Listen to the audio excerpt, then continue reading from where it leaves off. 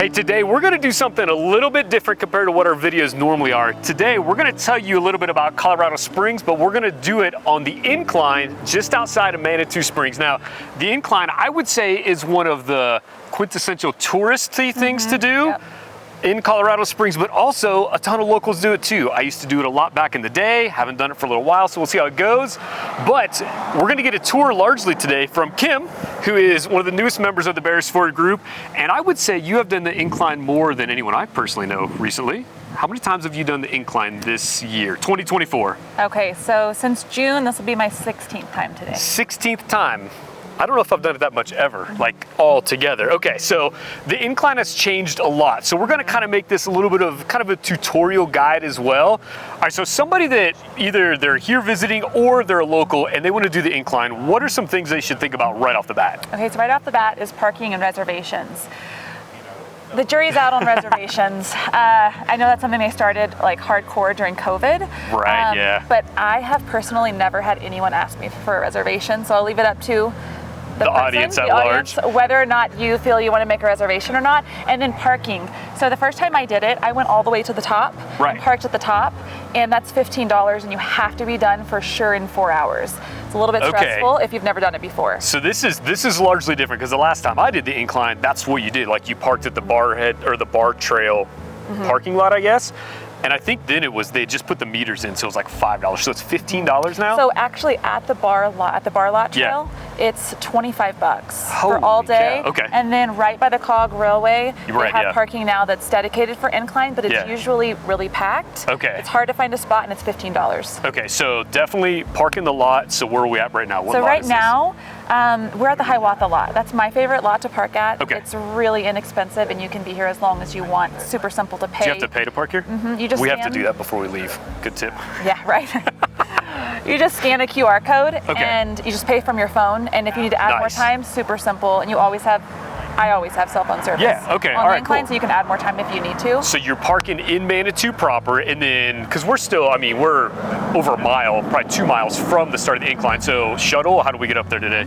So also for parking, if this lot sometimes fills up, if it does, on actual Manitou Avenue, there's parking. It varies in price, but there's parking that's like $2 for the whole day. Yeah. Okay, gotcha. Okay, and then we just take a shuttle up there. Right, and then so right next to the Hiawatha lot, right here actually, there's a shuttle. It runs from 6 a.m. to 6 p.m. all day long. So it's usually about every 20 minutes. Okay, so the max you're gonna wait is 20 minutes, so parking in town, that makes it a lot easier too. All right, so let's hit on the reservations again real quick because I know nothing about that. So there's a little booth, you said, kind of up at the bottom of the incline? So there is a booth at the bottom of the incline. I have never seen anyone there taking reservations. Good to know. Okay, so if you get up there and you don't have a reservation, and there's a booth there, keep walking. Don't freak out, just get on the incline and keep going. So if somebody does want to book a reservation, maybe more important, I guess, like busier times maybe, how do you go about doing that? I don't remember the name of the website. There's a website. There is a website. So I'll just tell you what I do. Yeah. So what I do is I just Google Manitou Incline reservations. That's smart. Takes you straight to where you need to go. Yeah, okay. And then so the way that it's set up is they have time block reservations. Okay, gotcha. So they'll say from this time to this time, and they'll let you know if it's full or not. Nice. I've come out here when it's been full and never had an issue getting in. Okay, yeah. So like you said, they did that during COVID, try to kind of keep it, I guess, probably less people on the incline in close proximity, probably. That's what I've gathered. Yeah, that makes sense, I guess. Yeah, so, all right, so here's what we're gonna do. We are gonna jump on the free shuttle, right? Yes. Yes, the free shuttle that's gonna take us up to the base of the incline, and we're gonna get started on this thing.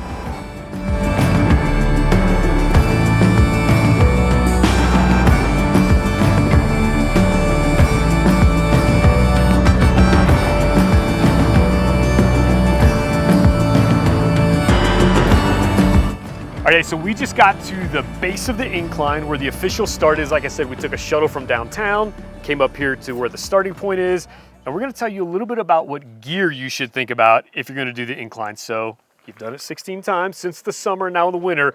What should people be thinking about wintertime versus summertime? Well, I think winter or summer, you need to have some sort of camelback.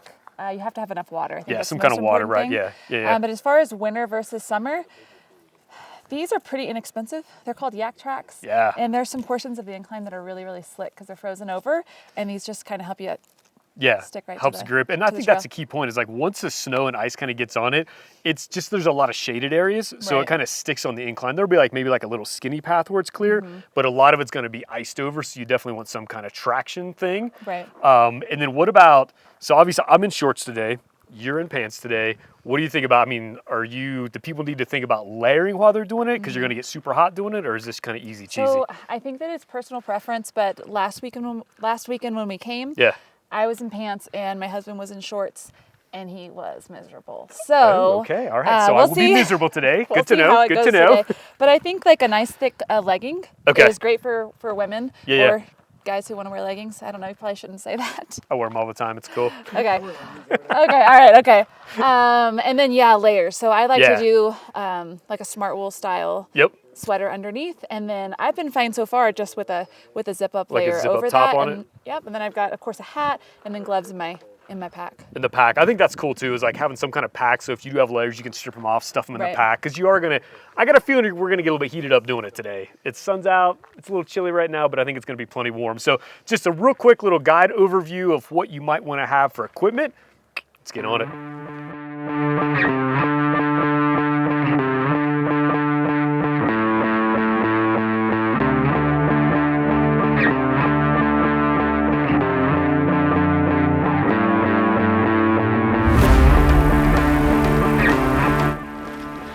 I hate this.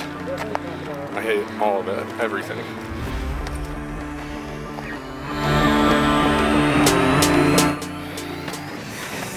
Thank you.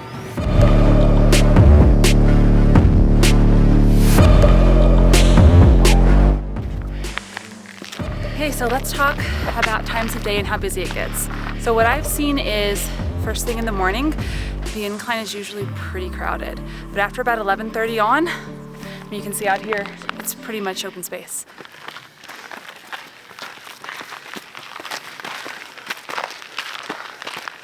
I've done the incline quite a few times. I don't think as many times as Kim because she just does it regularly. But I usually try to do it like 7 to 10 times a year. It's great training, especially do it when it's getting towards hunting season. But it's great training for doing 14ers and stuff around Colorado, which I really like to do. I actually have a friend that runs ultra marathons and he doesn't even run. He just comes and does the incline. So he'll do it like up and down, 1, 2, 3 times, which is absolutely bananas. I do really like it. I like bringing people here because it's such an iconic and it's so pretty. It's kind of like the Hawaii's Stairway to Heaven, but it's like the Stairway to Heaven of the Rockies. It is brutal. My favorite way to do it is to just bust to the top, have some snacks for like 15 minutes, 20 minutes, and then I like to jog down because it's just a lot of zone 2 cardio. But my big keys are Camelback.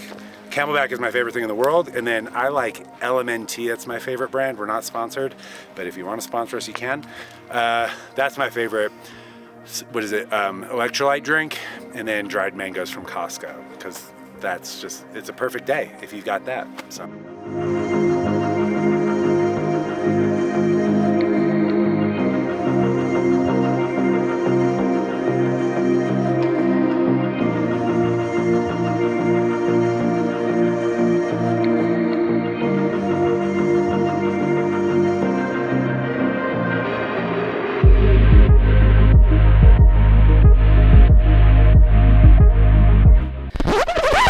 I'm the finish line. I am the captain now. Okay, ready, set, go. Oh, my glasses! I got my glasses! This is a good race. Oh. Hoka's a big Nopa for me. No. Topo's a big Nopo. No. Hoka's the best. No, absolutely not. Hoka's great for your feet and great for your knees. Okay, so we're having this conversation about what kind of shoes should you wear on the incline. This is the incline, not for 14ers, not for everything else. The reality is like best case is just like some trail running shoes, right? You don't need boots. Right. I think that's the biggest misconception about snowing. just hiking in general. You don't need boots. But just trail boots running. are more waterproof than tinny, so if you don't have like the Gore-Tex shoes. Sure, if you're like hiking in the rain. I just want to say Gore-Tex. Yeah, okay, that's fair. That's fair. But so trail running shoes generally really good. A couple brands, if you feel comfortable in Hoka's is a fine brand. Well, they have 3 different padding levels too. They have it where it's like really padded, mid-level padded, and not so padded. You couldn't pay me to wear Hoka's, but I like Topos, or I used to wear Ultras all the time. A couple other, just really any trail shoe you'll be pretty good with. You just need to make sure that your foot feels comfortable. Your foot's probably gonna swell as you go up because you're going up in elevation. You need a little bit of traction on this thing, but like it's steps. You've seen in the video, it's not like you're walking on like a bunch of uneven terrain, it's just uneven steps. So, but do take note that the way to come down is the bar trail. It's 3 miles of trail coming down. So like, I don't think that Converse is a great play. No. I don't think that you need something that's got traction on the bottom. Yeah, for sure. So Converse, not a great play. Crocs would be a bold strategy. You could wear toe shoes if you wanted some Yeezys. But it's a long walk down, and you should, like we talked about, you should have like a little pack on anyway, but it's not gonna be heavy. So that's the update on shoes. So the takeaway is Topo and Hoka, yes. No, that was backwards. That is the takeaway. Hoka. Nopo. Not Hoka, sponsored, Noka. but I will totally be if you see this video.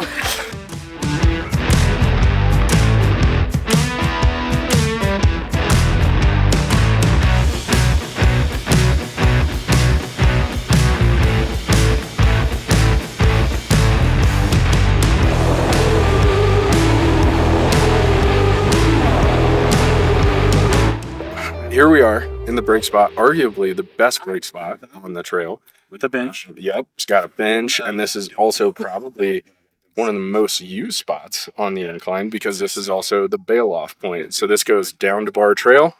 We're about at halfway, maybe a little bit over halfway. Yeah, and a little bit misleading because like sometimes people won't know this is like the bail-off spot here. Yeah. And it's like, man, if you are hurting by this point, like really hurting, this might be your best chance to like get off the trail in one piece. It just tracks right over to the bar trail you'll take from the top anyway, so you can hit it at this point. Yeah. I think it's probably 1.5 miles down from here or so. Yeah. But also there's a lot of spots along the way that you can sit down, take a break. If, I see people all the time, I'll do it on your way up, take a minute break, 2-minute break, get a snack.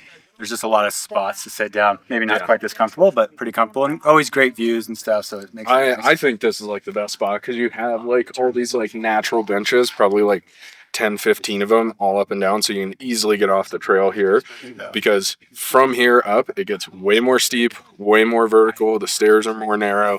Like it only gets tougher from here.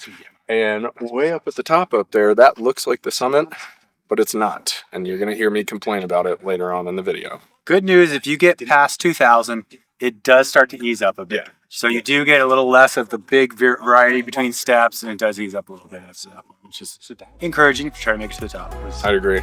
I have my breath back, so I feel like we should hop back on the trail now.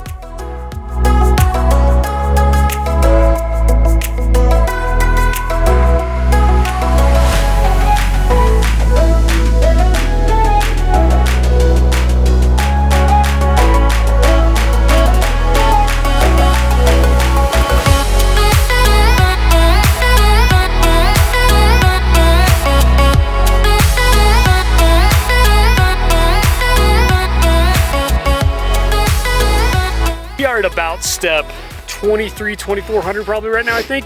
As you can see, a lot of snow. We talked about this in the intro that there's spots with a lot of shade that are going to stay snowy almost the whole year. So you'll see it gets down to kind of like this one little single track, so it's hard to pass people. And this is also where most people kind of pop on the yak tracks if you have them, just to make sure you don't slip and slide. But it gets really narrow, and I don't know if you can see all the way up top. That's not the false summit. We've already passed that. That is the actual summit way up there. So you can see it's pretty snowy almost all the way to the top from right here, about, like I said, step 2300.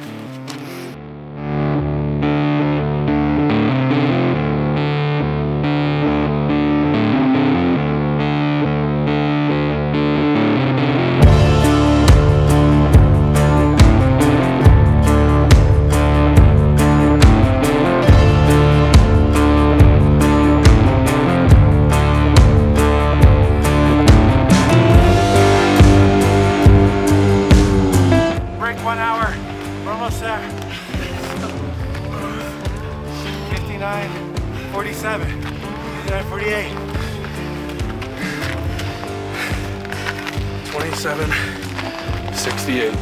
37.22. 31.74.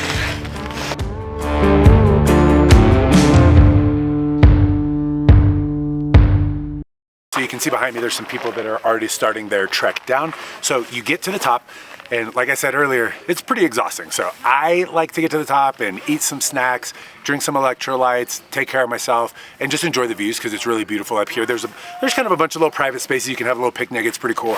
Make sure you clean up your trash, damn it. And then you can see the real way to go down. You're technically not supposed to go down the stairs, although you will see people doing that. It's just kind of dangerous because it's pretty steep, especially when there's snow. But the way that you go down is the bar trail. And so the bar trail, it is long. It is a 3-mile walk down the mountain. But the nice thing about it is that it's very not steep. It is a very just steady decline the whole way down. It's a pretty nice trail. There's not a bunch, there's a couple spots where there's some rocks that you kind of have to like climb yourself down, but anybody can do it. It is not difficult at all. You just have to know that it is gonna take at least an hour to walk down because it is a whole 3 miles. And then you'll get down to the bottom and you'll see in the video that you walk down and then once you get down there, you'll be just at the parking lot above the shuttle and you'll walk back down, wait for the shuttle, and you'll be done. So it's really nice. And the views actually, this is Engelman Canyon. It's really beautiful. It is actually a really pleasant walk. So definitely don't skip out on it. It's a great way to, I mean, if you skip out on it, I guess you're staying up here for forever. So that was kind of stupid to say, but anyway, we're gonna finish up our snacks and we're gonna head back down and wrap this thing up. We are at the top of the incline now, finally. You can probably see Colorado Springs in the background. We did this as kind of a little bit of a little team building event, but also to show everybody kind of what all the incline is involved. What do you think? Good time? I think it went great. I do too. And number 17 for 16. you? Number 16. This is number 16. This is my sweet 16. I thought there was 16 before. Son of a biscuit. Okay. All right. Wait. Anyway, I think you guys hopefully got the information you needed. We talked about parking, reservations, what you should wear, winter, summer, all that good stuff. So hope to see you guys out here on the incline soon. Like I said, it's great for not only tourists, but locals as well. So until next time, we'll see you guys later.